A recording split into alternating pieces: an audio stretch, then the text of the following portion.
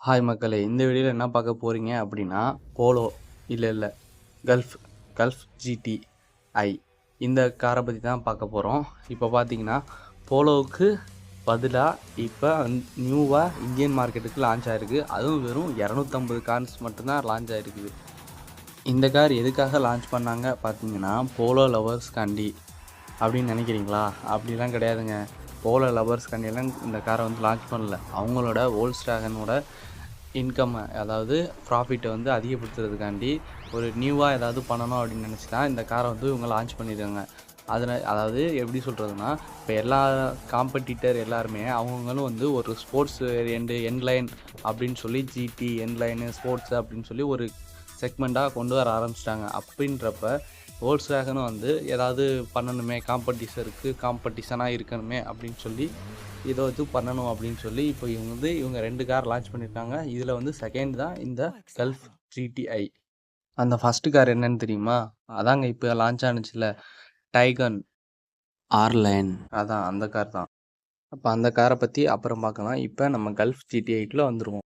இந்த கார் எதுக்காக லான்ச் பண்ணாங்கன்னு பார்த்தீங்கன்னா, ஒரு நல்ல பவர் வேணும், பவரோட நல்லா எதிர்பார்க்குறவங்களுக்கும், நல்லா ஸ்போர்ட்ஸாக நல்லா ரெக்கடாக ஓட்டுறவங்களுக்கும் இந்த கார் வந்து லான்ச் பண்ணியிருக்காங்க. அது மட்டும் இல்லாமல் இந்த போலோ வந்து ஓரளவுக்கு சாட்டிஸ்ஃபேக்ஷன் பண்ணுறதுக்காண்டி, போலோ ஃபேன்ஸை வந்து சாட்டிஸ்ஃபேக்ஷன் பண்ணுறதுக்காண்டி கூட இந்த காரை வந்து லான்ச் பண்ணியிருக்கலாம். ஆனால் அந்த போலோவோட கதை வேறு, இதோட கதை வேறு. அப்படியே வந்து டிஃப்ரெண்ட்டாக இருக்குது. இதில் வந்து கொடுத்துருக்க ஸ்பெக்ஸு, அப்புறம் போலோ லான்ச் ஆனப்போ இதில் என்னென்னலாம் இருந்துச்சு அப்படின்ட்டுலாம் அது தனியாக பார்க்கலாம். இப்போ இந்த காரை பற்றி நான் சொல்கிறேன், தெளிவாக கேட்டுக்கங்க. வோல்க்ஸ்வேகன் கரெக்டாக பிளான் பண்ணி 250 யூனிட்ஸாக வரப்போகுதுன்னு சொல்லி ப்ரீ புக்கிங் ஸ்டார்ட் பண்ணி, அந்த 250 காருக்கான ஓனர்ஸ் அதாவது கஸ்டமர்ஸை பிடிச்சிட்டு கரெக்டாக அவங்க வந்து மெயின்டைன் பண்ணி இந்த கார்ஸை பூரா சேல் பண்ண போகிறாங்க.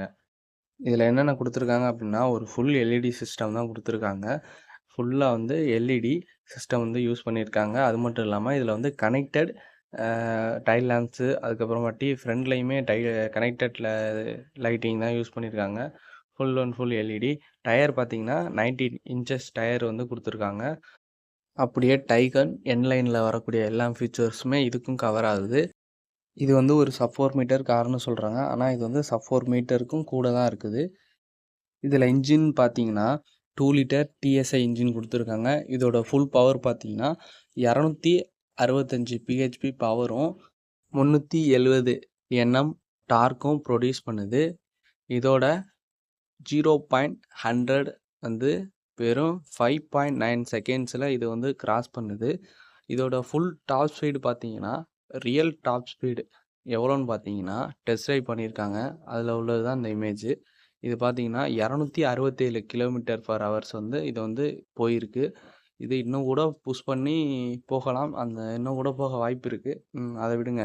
இப்போ இதான் இன்ஜின் ஸ்பெக்ஸு. இதோட மைலேஜ்னு பார்த்தீங்கன்னா, கண்டிப்பாக எனக்கு தெரிஞ்சு 10லேருந்து ஒரு 10, 12 இவ்வளோ தாங்க வரும். நம்ம கஷ்டப்பட்டு எப்படி மைலேஜ் வேணுன்ற சிந்தனையோடு ஓட்டினாலும் ஒரு 15 கிடைக்கிறது கூட கஷ்டம்தான். ஏன்னா உங்களை வந்து அந்தளவுக்கு கூட கொண்டு போகாது. நீங்கள் அழுத்த அழுத்த போயிட்டே இருக்கணும் போல தான் தோணும். ஏன்னா அந்தளவுக்கு வந்து ஸ்பெக் வந்து இதில் கொடுத்துருக்காங்க. ரொம்பவே வந்து இது வந்து மெயின் கான்சன்ட்ரேஷன் பண்ணி இதை வந்து கொண்டு வந்ததே ஒரு கார் என்தூசியதுக்காண்டி, ஒரு நல்ல ரேசிங் கேப்பபிலிட்டிஸில் ஒருத்தவங்களுக்கு கார் வேணும், ஃபுல் பவராக வேணும்னு நினைக்கிறவங்களுக்காண்டி தான் இந்த காரை வந்து கொண்டு வந்திருக்காங்க. அதுவும் கரெக்டாக எல்லாமே வந்து கொடுக்காம கரெக்டாக 250 யூனிட் மட்டும்தான் இங்கே சேல் பண்ணுறாங்க. இதோட எக்ஸாஸோட சவுண்டு கேட்குறீங்களா? எந்த அளவுக்கு சவுண்டாக இருக்குன்னு சொல்லி கேளுங்க.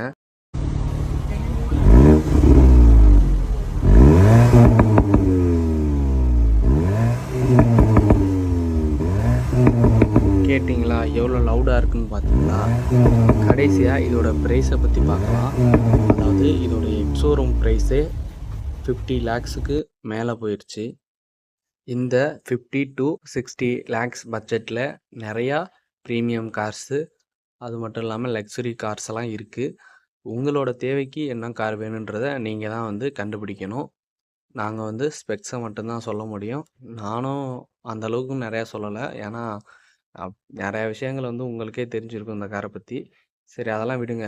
இந்த காரோட பட்ஜெட்டு அதிகம் தான். கொஞ்சம் இல்லை, ரொம்பவே அதிகமாக தான் இருக்குது. உங்களுக்கு இந்த காரை பற்றி என்ன ஒப்பீனியன்? நீங்கள் வாங்குவீங்களா? இந்த கார் வந்து 2025ல வாங்குறது ஒர்த்தா இல்லை, இது குயிக் பண்ணிட்டு அடுத்த ஆப்ஷன் போகலாமா அப்படின்றத கமெண்டில் சொல்லுங்கள். மறக்காமல் சேனலை சப்ஸ்கிரைப் பண்ணி கொஞ்சம் சப்போர்ட் பண்ணி சப்ஸ்கிரைப் பண்ணுங்கள். சப்போர்ட் பண்ணுங்க. அடுத்த வீடியோவில் பார்க்கலாம். அடுத்து எந்த மாதிரி வீடியோ போடலாம்ன்றதையும் சொல்லுங்கள். தேங்க்யூ ஃபார் வாட்சிங் திஸ் வீடியோ. வெயிட் நீங்கள் அடுத்த வீடியோ பார்க்குறதுக்கு முன்னாடி உங்கள் ஃபேவரட் காரை கமெண்ட் பண்ணிட்டு போங்க. தேங்க்யூ.